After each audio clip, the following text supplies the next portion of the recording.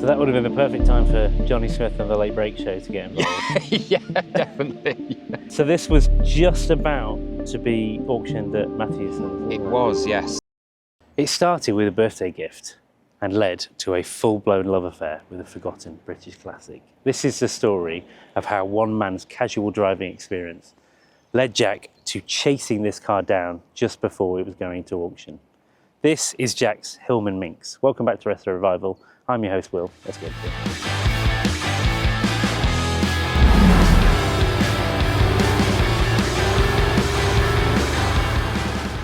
Jack, hello. Here we are. Welcome to Resto Revival. Thanks for your time today. Tell us what we're sat in front of. So this is my 1966 Hillman Minx. Yeah, there's there's an interesting story behind this. I mentioned in my intro, it started as a birthday gift and driving experience, completely unrelated. So yeah, tell us the story of how this love affair started. So I suppose you'll know, but obviously a lot of the viewers won't know, that there's a museum just down the road from here called the Great British Car Journey. Yeah. They have a large collection of primarily British cars, but they also do an element called Drive Dad's Car, where they have a collection of retro tat, shall I say, that you can take out on their little closed course and go for a drive round. Yeah. And I love anything sort of old, unusual. And my now fiance Michelle, she bought me an experience for a couple of these drives. So I took a Bentley out, which was lovely, big wafty driving a sofa kind of thing. Yeah. And for the other one, I kind of thought I want to drive something that I wouldn't normally get the chance to drive. And they have quite a lot of sort of 70s, 60s. They had a little bit of sort of 40s and 50s at the time. And I ended up picking a 1965 Sunbeam Rapier convertible, which essentially is this car with a different body. And yeah, I was going to say that engine. the sweeping headlights as well. It's a very sort of similar look, isn't it? Yeah. And I loved it. I absolutely loved it. I fell in love with it when I drove it. It was so different, but still such a nice drive. And I sort of finished the experience and went home and I said, I want one. This is the problem. I want one now. And at the time I had a 1988 Nissan Sunny that I'd been restoring and tinkering with and bits and bobs. And I love that car. I converted it to run on motorcycle carbs and it was great. But it just kept nagging at me for a while afterward. So I started the hunt for something on that platform. It wasn't necessarily a Minx, but there were, there's lots of other cars on this platform that I was sort of looking at. So if you haven't subscribed yet, you're a tit. Yeah, so, how did you end up with the Minx then? So you set out for a Sunbeam, and here we are. Sunbeam Rapier prices are high, shall I say. The Rapier was kind of the top of the line Audax car, which is what the platform this was built on. Yeah. So there was the Rapier, there was the Minx, the Singer Gazelle, and another one, I think. But the Minx is essentially with the base model, bottom of the line, everyday family man car. So naturally they're a little bit cheaper. The prices were quite good. Yeah. So kind of centered on a Minx. I like the name as well, as daft as that sound. It's quirky. Fun. Yeah, it's fun, isn't it? So I've sort of on and off, not properly, but on and off started looking at Minxes, and we went to see a couple. One that had a hole the size of my fist in the inner arch and was just a bit. The Sunny I'd had was quite a big project, and it taught me a lot about welding and body work, and I hate it. I can do mechanicals, but I can't do body work, and I'm a crap welder. So I didn't want anything that was going to be too involved. Yeah. And then I went to see another one, a Super Minx, which is same sort of engine and drivetrain, slightly different body. And that was okay, but I actually went to view that in the Sunny. So I took the Super Minx for a drive, and then I got back in the Sunny at the end of the day, and I thought, it's not for me. Okay. It's just not. Comparing the two side by side, it wasn't for me. Yeah. And then it completely by chance, I stumbled on this on Car and Classic. Yeah. And dropped the guy a message, and he never replied. Just nothing. So I dropped him another message a couple of days later. Again, nothing, never replied. And there was a phone number on the advert. I thought, I'll give him a call. You know, it was in South Wales, and obviously we're in Derbyshire, so it's, you know, it's a trek. Yeah. And I thought, God, I'll give him a call. I'll see what he says. Called him, didn't answer. Called him again, he picked up. And he sounded almost suspicious. And I said, I'm calling about the Hillman Minx that you have for sale. I said, I don't suppose it's still available. And he said, yeah, he said it is actually. It comes up as an unknown number. You know, Right. whether you've used Car and Classic before, they use like a screening shield number, don't they? And he'd not clocked that the people calling him were potential buyers for the car. Right, so he'd missed out on So he possibly missed out on people, you know, being interested in the car. Yeah. And yeah, so he said that he needed it gone fairly quickly, as I think it was maybe the Wednesday that I rang him, the Thursday of 1 week. Yeah. And he said that he was basically converting his garage into a workshop for his son for woodworking. Right. And the Minx was in the garage, and they had a lot of equipment coming the following week that they needed the room for, so he needed it gone. Yeah. And he said, how soon can you come? And I was like, I'll come Sunday. So I went up, went down Sunday. Yeah. Actually on my way to London, driving down for a job on the Monday, which turned out to be a long, circuitous route to London. Yeah. We couldn't drive it far because it wasn't in, you know, fantastic state. It was leaking fuel, and it was a little bit rough around the edges. It had been sat for a long time. He sort of pulled it out of storage in 2018, lightly recommissioned it, but I think he'd done about 50 miles since 2018. Right. He wasn't really a car guy, it was his dad's. He didn't know his dad had it. It was, I think the story was originally that his dad bought it from new in the late 60s and drove it, I think, till the mid 70s, where he had a bump in it. Yeah. Dinged this wing, but it knocked his confidence. And he put it away, and he never drove it again. And when he passed away, they cleared the house, and they found this buried in the garage under a mountain of junk and everything else. So that's when they pulled it out, you see. So that would have been the perfect time for Johnny Smith and the Late Break Show to get involved. Yeah, definitely. But we've gone past that. Yes. And so this was just about to be auctioned at Matthewson's, wasn't it? It was, yes. So he obviously, not having answered any of the phone calls from Car and Classic, he thought it had no interest. And he thought, I've got no interest in this car. Yeah. And completely separately, got all these numbers calling me. I'm having all these mysterious phone calls. So he needed to get rid of it because he needed the space. So the Sunday that I went up, I said, how soon do you need rid of it? And he said, I've got a flatbed coming on Friday to take it to auction. God. He said, if you can get it gone before then, you're welcome. You know, you can have it, kind of thing. Wow. So it was a mad scramble. I couldn't obviously drive it back because it wouldn't have made the journey. Absolutely. Yeah. So I managed to get someone to bring it up on the back of a beaver tail post haste. Yeah. So it was delivered Wednesday afternoon, which is, it was all very sudden in February last year. So 2 days before it was. And then what do you reckon you would have done? Would you have gone through Matthewson's?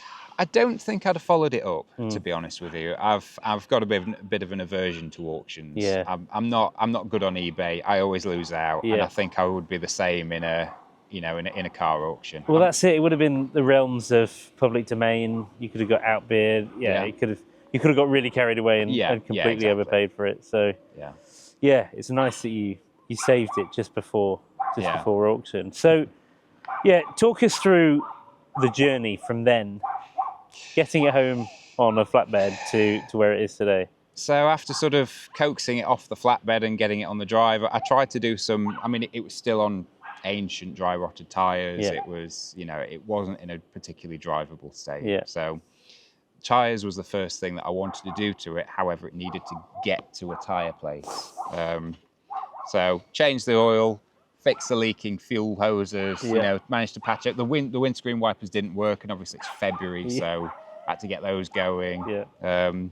Booked it into the tyre place, took it 8 miles down the road to the tyre place, which is the furthest it had been since 2018. Got all the way there, absolutely faultless. broke down, the forecourt wouldn't start again after they put the tyres on. So I had to go back on a flatbed as well. But it turned out it burned a wire out in the distributor on the way down. So excellent. Good. Just what you wanted. At least it had new tyres up. Right? Well, yeah, exactly. Exactly. That was the main thing.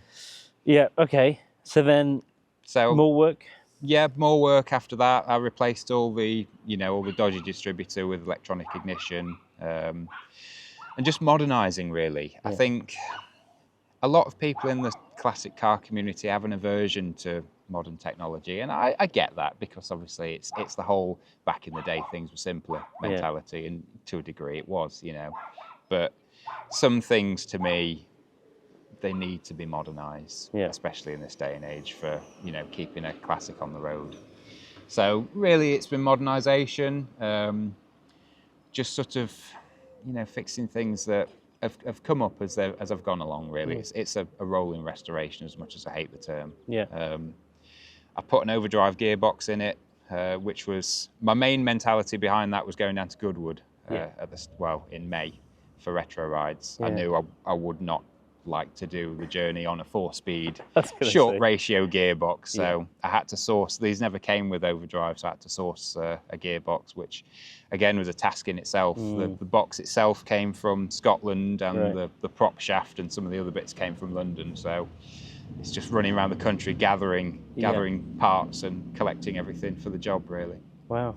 Yeah, I suppose sometimes that, especially with a car this age, finding bits in one place is hard enough. It is. So it is, and I think something I've seen in a lot of your other videos, people say about the community and the groups and the Facebook group, and particularly like the Hillman Owners Club.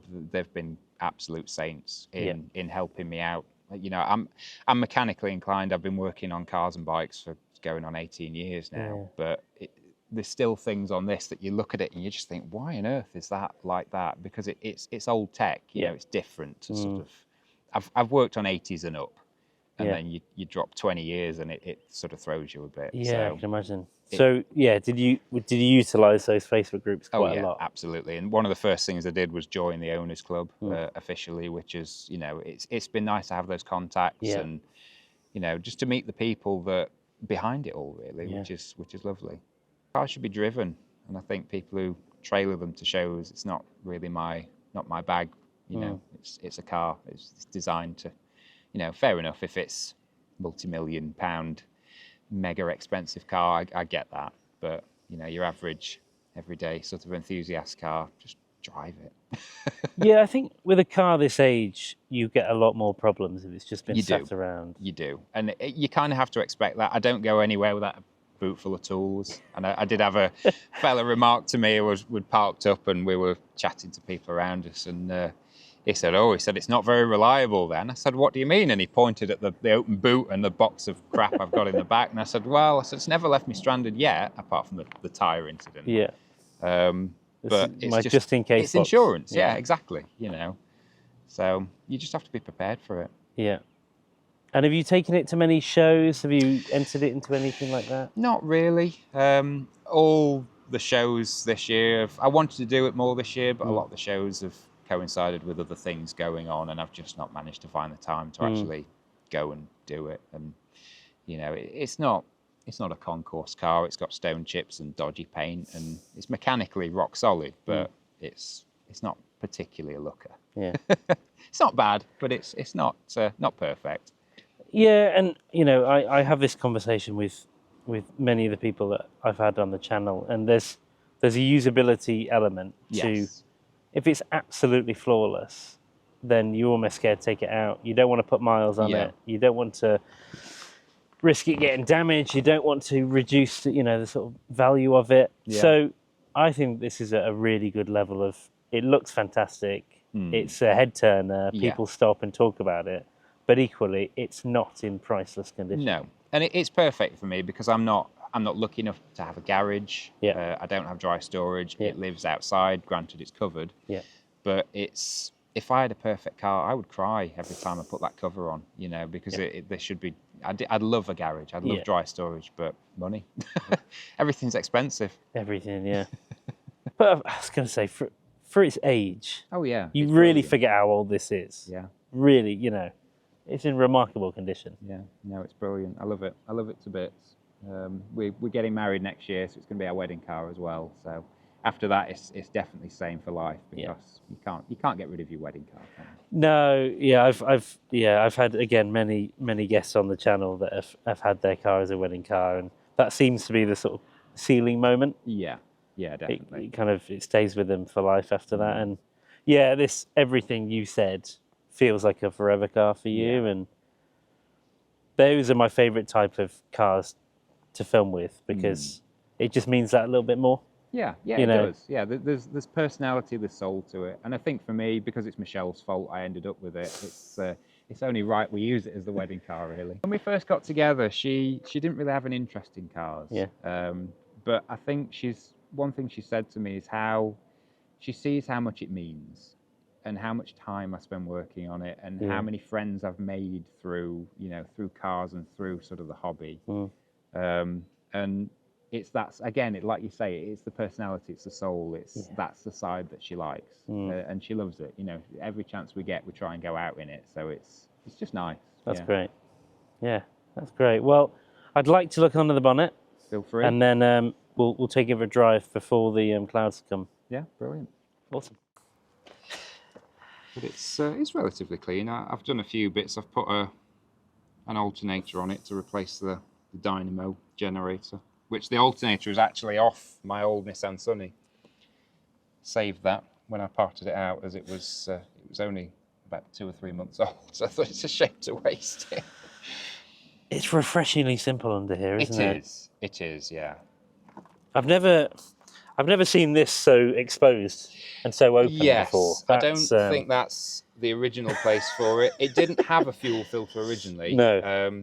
And the tank itself, the tanks on these were painted. Right. So it was delaminating. Yeah. And all the paint was coming up through and getting jammed everywhere, made a right mess of things. So I've had to take the tank out. I've relined the tank and I put that in as a bit of insurance, because I have to rebuild the carb and everything else. I suppose you'll know when you need to change a fuel filter. Yes, definitely. It's quite obvious. Yeah. And I mean, it looks so easy to work on. You just reach down and get the oil filter. You can. Yeah. It's nice. Really, they're just charming little things, aren't they? It is, yeah. People are always surprised with the engine size. So these came with a 1.7, a 1725cc iron head engine. They did different heads, which did more power. This is basically your low spec. Basis you get pig iron head. They did a nicer aluminium head for the rapiers, which are a bit more powerful, but the problem with 60s aluminium and lack of coolant is they rot. So they don't do too well. Well, the iron heads tend to hold up a bit better than the other ones. Yeah. Awesome.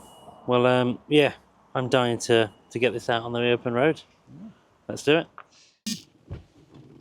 We're good? We are good. There we go. Charming little thing.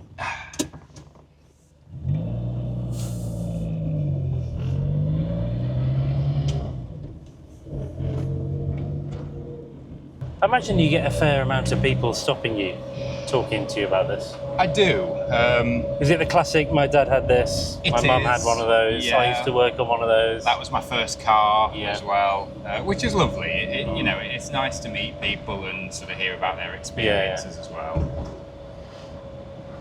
I think that just sort of, it's into the whole, character of it all for me. Yeah. And the little wave you get from other classic drivers as well. Yeah. Like that.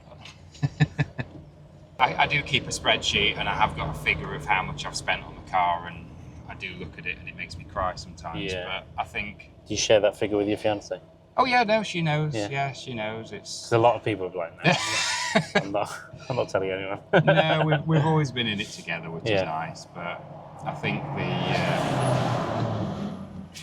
I don't know. It's difficult because I look at the figure and I think I could have that for that kind of money. I could have another car, but where's the fun, right? Yeah, exactly. Feels nice at home on a B road. It does, yeah. Obviously, it's not darty or dynamic, especially with the size of that steering wheel. But it's comfy. It's not as floaty as I thought it would be. It's not.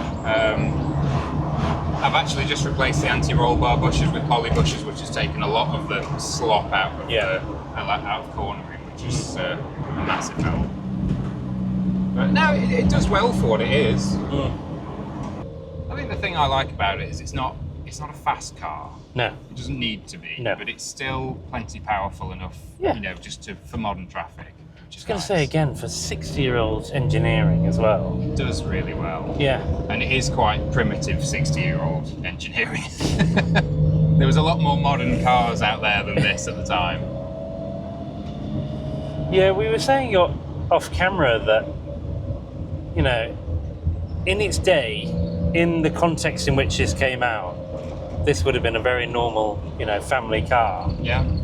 And yet it's still got endless charm and character. So you do wonder in the 1960s how this really was perceived, and, you know.